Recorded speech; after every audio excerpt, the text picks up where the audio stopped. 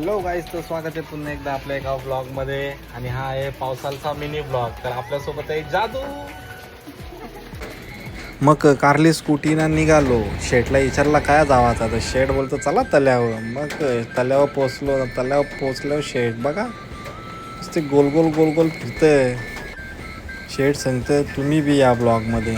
मग नेकी और पूछ पूछ शुभ काम में देरी कभी नहीं करते हम. और फिर तयार हो गए हम भी आ गए ब्लॉग में.